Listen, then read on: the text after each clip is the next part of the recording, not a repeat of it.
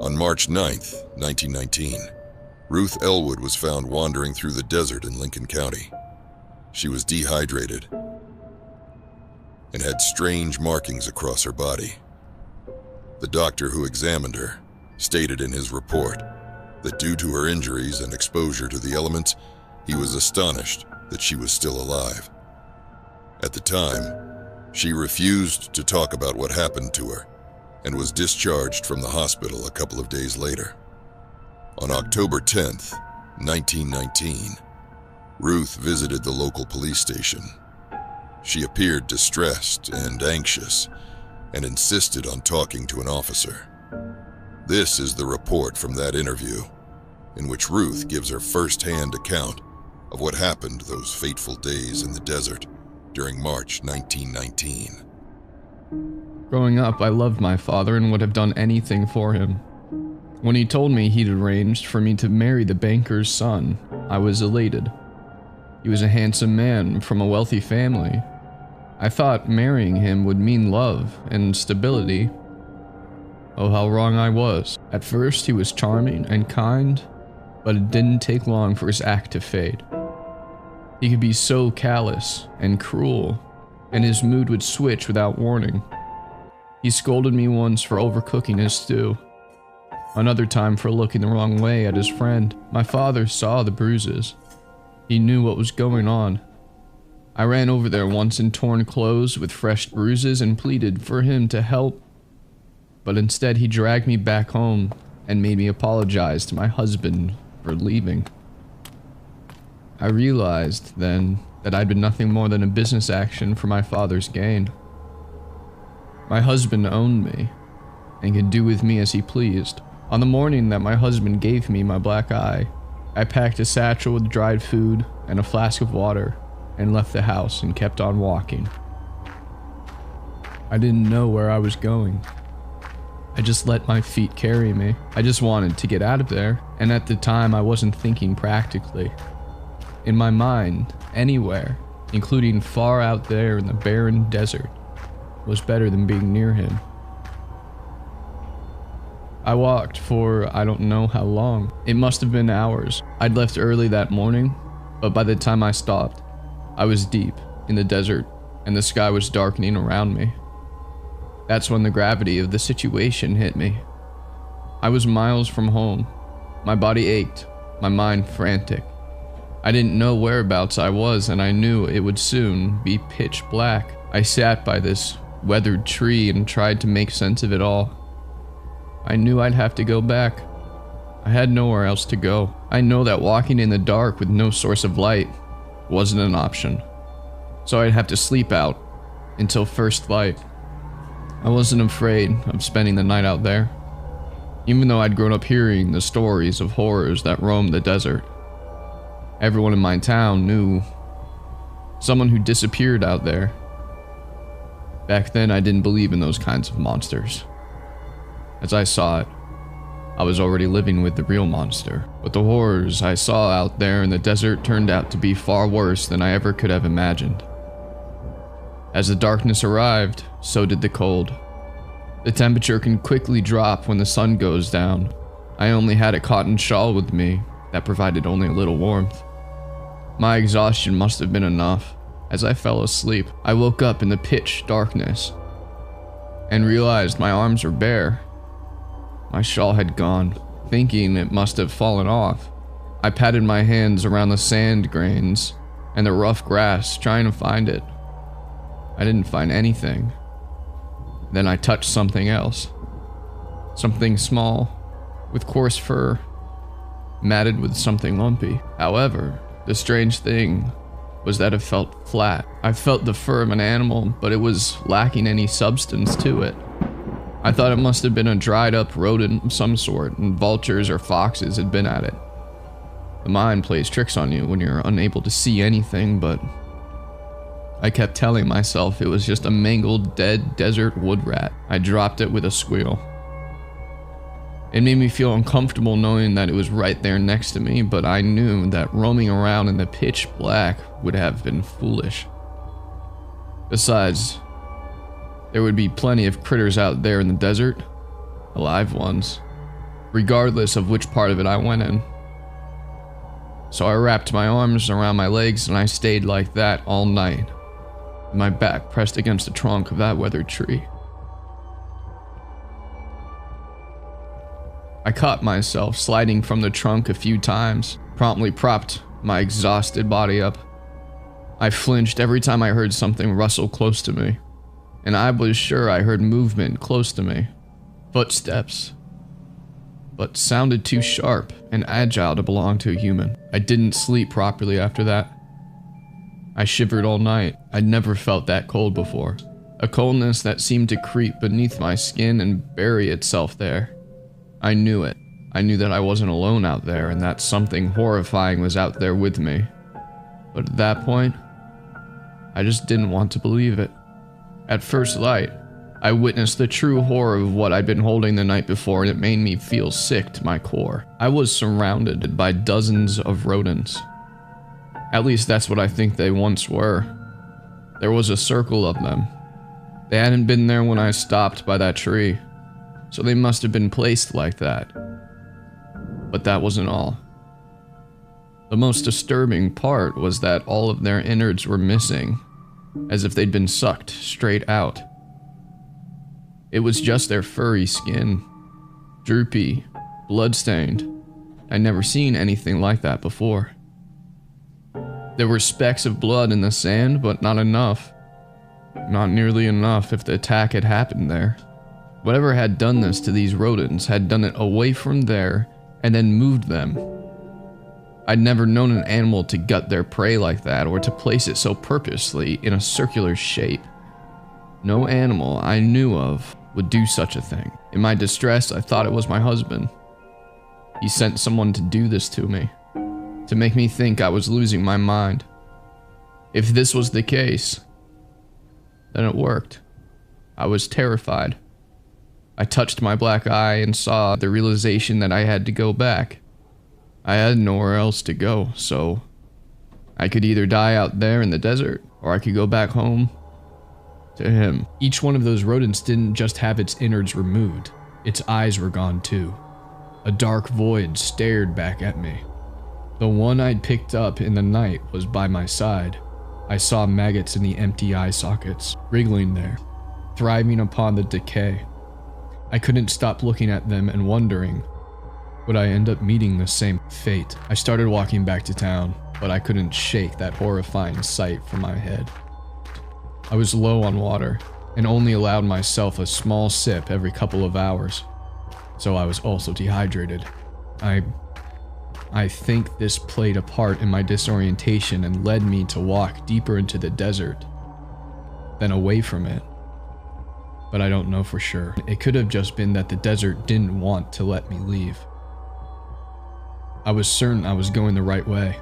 I was certain I saw the church steeple in the background and the uneven outline of the town buildings, but it must have been my own mind playing tricks on me. As I walked, I was aware I wasn't alone out there. Something else was out there with me. I heard these sounds. These strange, deep breathing sounds. I heard movements close by, behind the bursts of tanglehead grass. I thought I was imagining it, but now I know I wasn't. Now I'm certain something was out there watching me. By the time I admitted to myself, I was lost somewhere in the desert. I was down to my last sip of water. My skin was scorched from the sun. My thin leather boots almost worn to nothing. And I was terrified of both the desert and returning this late and in this state to my husband. The thoughts of what he would do to me were even more terrifying than the prospect of another night out here. In that weathered desert plain with whatever it was that did that to those rodents. As I prepared for my second night alone in the desert, I finished my water and made peace with myself. My life hadn't gone the way I envisioned. There was nothing I could do about that now. As it started to darken, I heard the bird calls close by, dozens of them. I wondered if it was vultures, with their eyes set on me, but I couldn't spot them circling above me. I crouched down behind the tanglehead plant, but I knew it provided little cover. I took my shoes off and studied my blistered feet. When I looked up, I spotted it ahead of me, caught in the grass. It looked like a piece of material. I walked barefoot over to see what it was and gasped. It was a piece of my shawl. I was sure of it. It looked like the material had been torn. It didn't make any sense. It didn't make any sense how it would travel there, especially not in the still air. I turned around and asked if anyone was there, but only silence answered me. I walked along the long grass, trying to find any other signs of my shawl. That's when I saw it.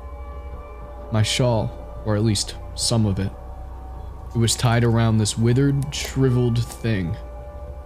I reached out to take it, and the shriveled thing rolled over. I didn't just scream. I wailed. It was a human head, at least what was left of it. A man's, I think, but the skin was so scarred and shriveled it was hard to tell for sure. It had this scraggly dark hair sprouting out of it in bursts. Strands and strands of it. Just like the rodents, it had no substance to it. It was this deflated, wrinkled, leathery thing. Its eye sockets were empty. Flies buzzing in the gaps. They were moving dots in the darkness. I'd never seen anything so horrific. It was so disgusting I couldn't help but vomit. Then I clutched my hands over my mouth and started running, barefoot. I just don't know what did that to that person, or where the rest of their body was. My heartbeat echoed so loudly it masked my footsteps, but it didn't mask my fear. I just didn't understand why that head was wrapped in my shawl. I turned and ran, shoeless and thoughtlessly through the desert. As I ran, I heard something following me. These muffled grunts, as if whoever was there was covering their mouth as they moved. I didn't look back, I just kept on running. But as it was darkening, and the ground was rocky and uneven, I tripped over a tuft of grass and tumbled onto the ground. I was aching. My whole body burned like fire. The sounds grew around me. Those muffled, breathing sounds. My eyes darted around the area to try and place it, but I couldn't see anything. My heart was thudding within my chest with such force I thought it would explode inside of me. I thought this was it. This was my end. I'd die out there and that thing would drain me alive and keep my skin as a trophy. That it'd use my lifeless remains to taunt other people who got lost out there. I tried scrambling backward, using my hands behind me to move me. I ignored the pain from the sharp rocks and sharp grass and kept on moving. Those muffled sounds echoed around me, all around me, impossible to place. And I heard the footsteps, sharp, quick. They didn't sound like human footsteps. Then my worst fears happened. Something stepped out of the darkness and moved toward me. I don't fully know where it came from, only that it appeared. I couldn't see it properly in the gloom, but I saw enough to see that it was carrying something. A body. A deflated, withered, rotting body. Bits of torn fabric were stuck in the rotting teeth. It hung in this thing's arms like it was nothing more than a coat. I couldn't move at this point. I was completely frozen in fear. I clasped my filthy hands over my mouth to stop my screams of despair, but it didn't matter. It already saw me. As it moved toward me, I saw the being's bottom half. This thick layer of black feathers, and instead of feet, it had talons. Talons like a bird's. I had to blink my eyes to check if I was going crazy. But I saw it. I saw what I saw. It peered down at me with human eyes, set in a not altogether human face. The eyes, something about the eyes didn't look right. They were too small for its face. There was a gap around them, one void of darkness. It was as if they'd slotted them into a hole too big for them. It walked over to me and I couldn't move. I knew I couldn't outrun it. I knew that if it wanted to drain me like it did that man and those rodents, I couldn't stop it. I had no fight left. It came toward me, watching me with those ill-fitting eyes, and then it stopped in front of me. It sniffed the air. Then in a swift movement, it dropped the limp, lifeless, deflated carcass on top of me. It covered me like a blanket. The flaps of withered skin caught in my mouth and pressed against my arms and face. I smelt it. I smelt the decaying flesh. Having that on me was horrific, and I tried flinching it off me but ended up more entangled in it. When I finally got it off me, I cried with relief and fear. Fear that this was about to happen to me.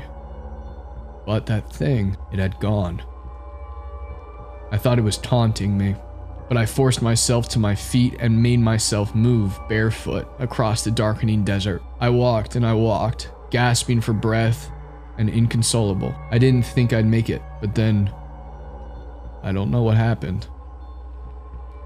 The next thing I knew, I was waking up in the hospital. The nurse told me that someone had found me wandering by the road, making no sense. I have no recollection of that. No recollection at all. I let out a silent scream when I saw my husband in that room with me, his dark eyes alive with anger. I was free of that creature that was out there in the desert, but I wasn't free of my husband. In that hospital room, I saw my body, my injuries, all symmetrical, as if they were marking out a pattern. I felt my cheeks sting and felt it. They were on my face too. Cuts only caused by something sharp, like talons. I don't know what happened after I saw that thing and headless body in the desert, and I don't know why that thing didn't kill me. I'm convinced those eyes were stolen by that thing from its deflated victim. I'm convinced the scars on my body mean something. Just thinking about it haunts me more than I can express in words. The fear I feel is incomprehensible. It aches through my entire body. A fear that it's out there somewhere in the desert, but that no one believes me. A fear that one day it might find me again and finish what it started. A fear that my scars mean something. Something unexplainable. On hearing Ruth's account, officers searched the desert but without an exact location, were unable to find the area that matched Ruth's story. Records show that a young man was reported missing in the desert on the 7th of March, 1919, one with dark hair. He was never found. On the 3rd of November, 1920, Ruth Elwood's husband admitted her into a mental asylum for hysteria. Records show that while there she exhibited signs of delusional behavior and spoke of a strange creature in the desert, and her markings meaning something. She died in the asylum in 1923. Her cause of death was listed as unknown. The truth of what really happened to Ruth Elwood in the desert of Lincoln County all those years ago died with her. To this day, many strange occurrences and disappearances are still recorded there. For more scary horror stories, please subscribe.